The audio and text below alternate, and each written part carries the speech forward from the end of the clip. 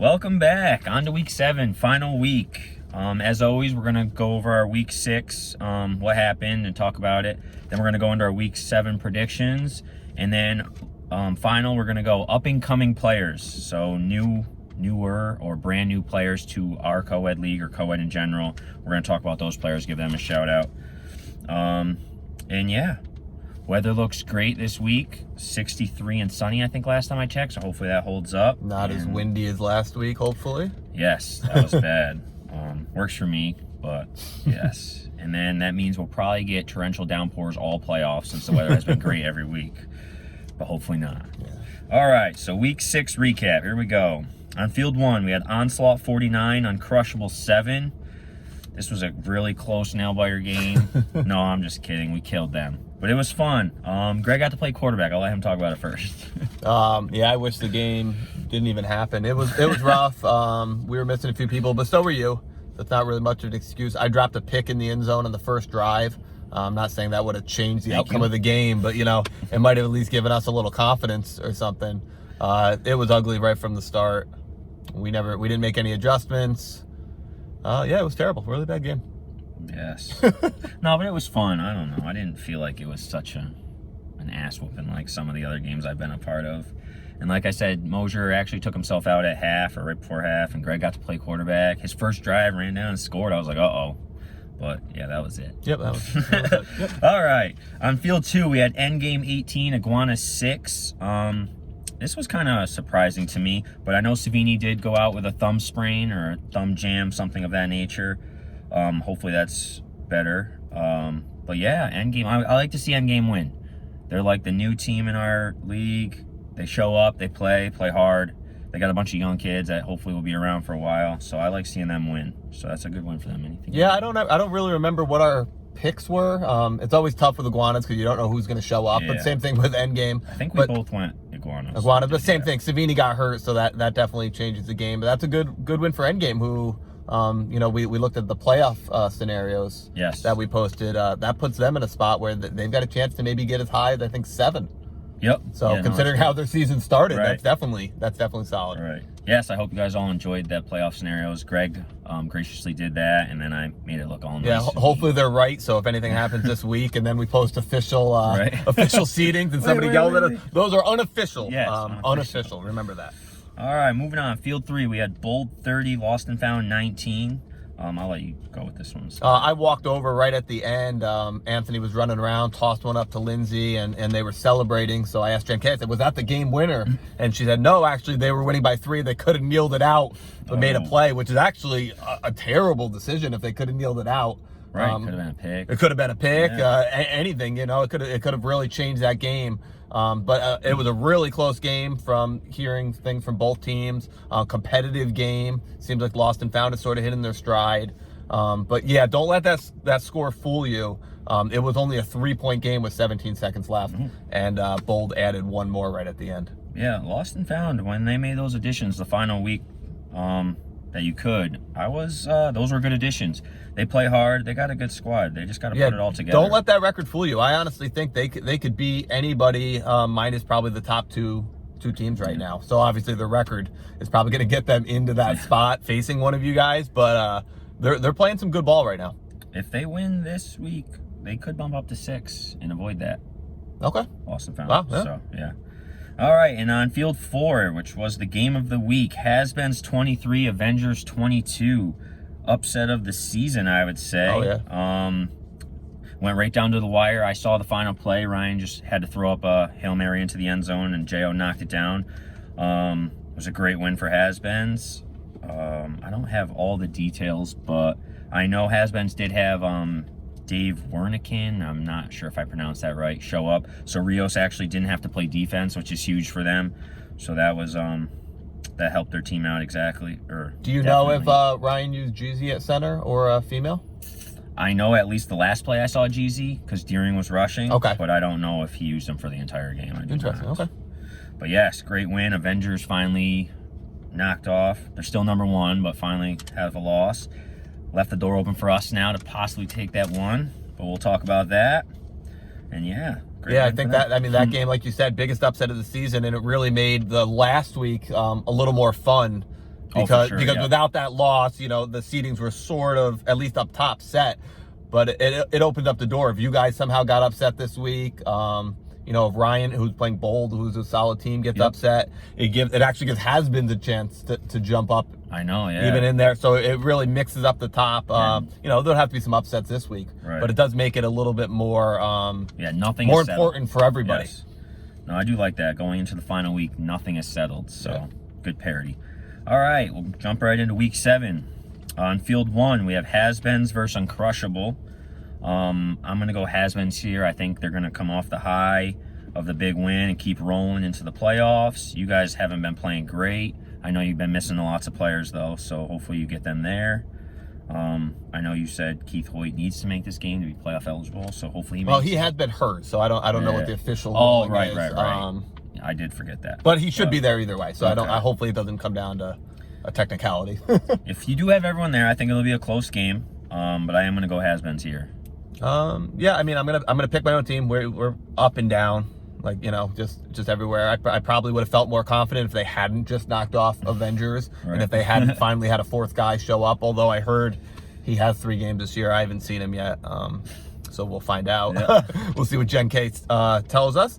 I'll go with my team. We're up and down. I'm gonna hope everybody shows up and we play a lot better than we did last week.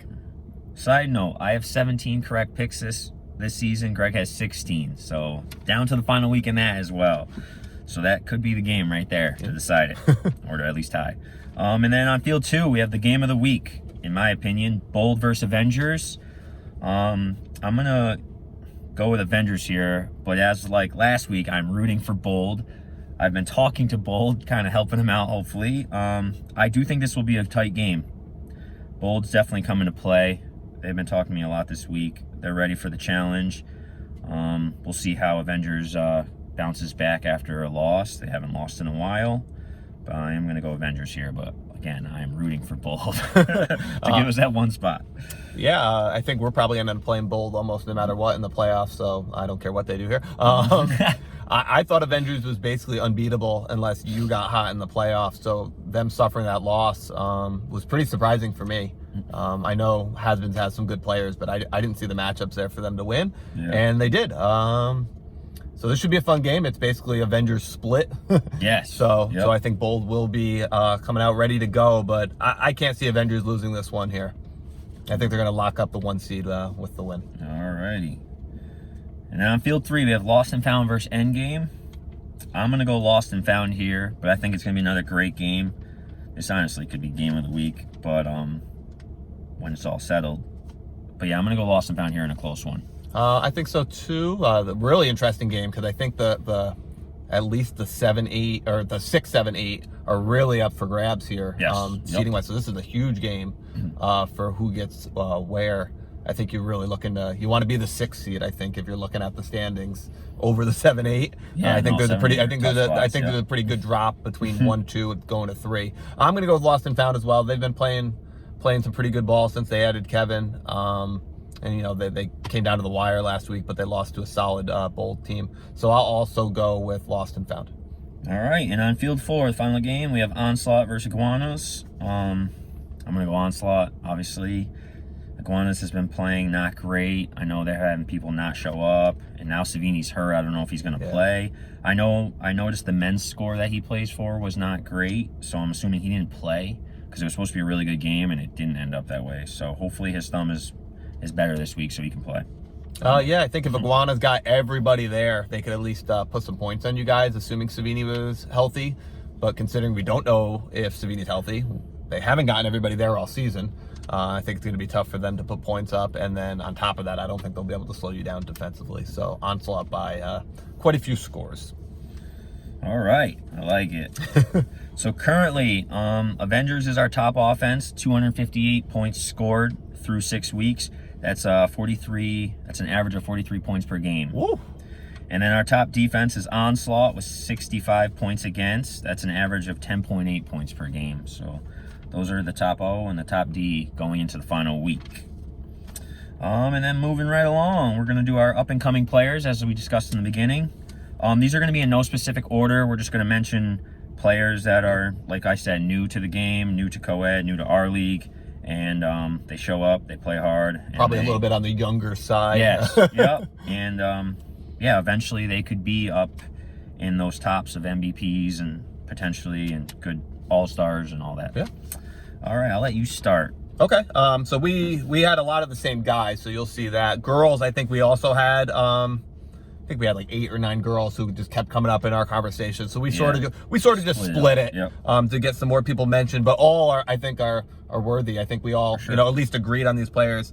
So I've got Asia from Avengers. Yep.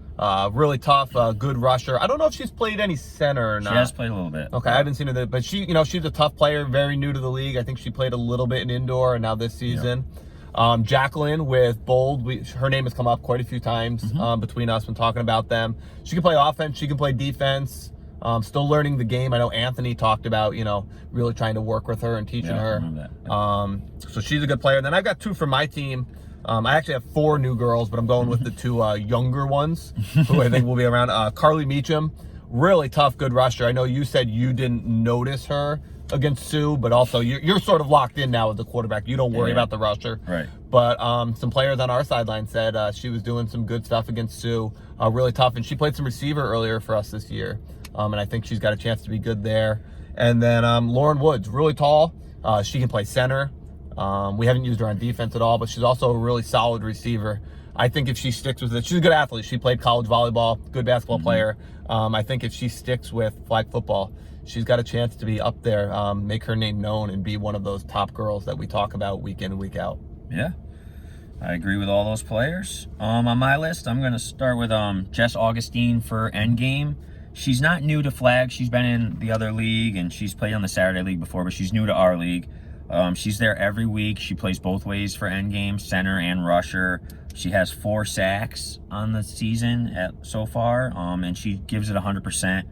I know she pulled my flag a couple times when we played them. So. Yeah, Lindsay mentioned after they played, she said, wow, that girl, she's tough. And she goes, if I'd paid more attention to your videos, I would have known what I was in for. But Lindsay did give her props too, saying she was a really good player. Yeah, no, she's good. She tries 100% all the time. Doesn't ever seem to get tired. And then I'm going to go with Allie Sanders on Endgame. She's new. She played indoor with my team, but she is new to the outdoor. She's having a great season. 3 touchdowns for that team. And then moving right along, the 2 players on my team I'm going to mention is Andrea Fisher and Julie McNeff. Andrea's got 4 sacks and a safety this season. She's number 2 actually in the list, behind Elena. And then Julie actually had a safety last week, and then she had her first offensive catch, 1 for 1 on the season. She's never played offense, so 2 younger players. They're excited to play. We're going to actually be practicing more, and they'll be playing for a long time, and they enjoy it. And they've been labeled pit bulls by other teams. Yeah, so, I always rush them like on the blitz. So yeah, I mentioned Andrea earlier this season. I think she's got a chance to be one of the, maybe even the best. I'm trying to think. I don't want to miss anybody. But her combination of speed and surprising power, because she's little but she's strong, and like you said, pitbull. She doesn't stop. I think she's got a chance to be one of the better rushers in the league. She probably already is, but she'll compete for that top spot pretty soon, I think. Love it. Well, she's on your team, of course. Yes. Yeah. All right, moving on to the guys. I'll start for the guys. Okay. All right, I want to give a shout out to Jake Long. He's on Endgame. He plays everywhere for them. Fast, young kid. Another one that gives 100% effort. He's there every week. At least I see that. And yeah, hopefully he sticks around, because I think he could be good for sure in the future. And then another player on Endgame, Eric Bertuglia.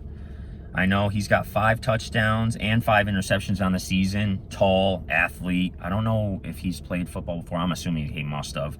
But he's a great player. I know we battled when we played against each other. So hopefully he sticks around. And then my 3rd player I want to mention is Rocky Johnson from Iguanas. I know he hasn't been there the last couple weeks, but he's got 5 touchdowns and an interception on the season. I know Ryan has mentioned how fast he was. And I'm going to see him this week, hopefully. I haven't actually played against him, but I know he also plays men's, and he's a hell of an athlete. So I'm going to go with those 3. Okay. Yeah, we tried to stick a little bit more to co-ed, even though there's some new players to our league. You've got Miz and Newhart, who came over last season. Rios is new. Jeezy, J.O. Deering. But these are guys who are known in the men's league already. So it's not surprising. You grab C.J. Tarver and say, oh, he's an amazing player in co-ed. But, like, everybody knows him. So we did try to stick with some guys who are newer. I also had Eric from Endgame. Yep. He wasn't there in the game against us at the beginning of the year, but I've seen him. Like you said, he could play both sides of the ball. Big, strong kid, athletic.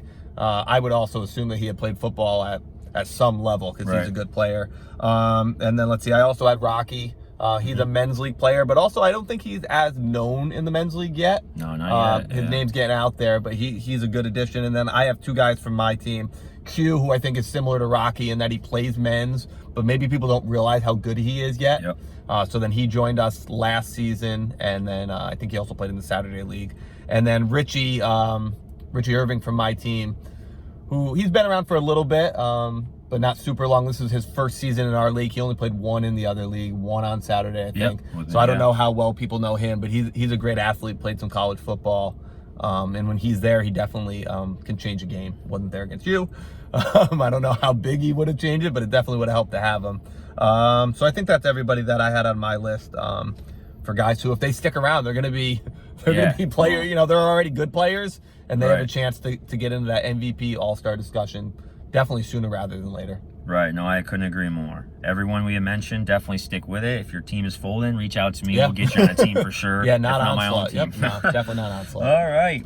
Well, that's it for the show. But lucky for you guys, due to your unmatched loyalty and support, we will be continuing the show throughout the playoffs with predictions, recaps, and much, much more. So stay tuned. We'll see everyone on Sunday. That's it. Peace.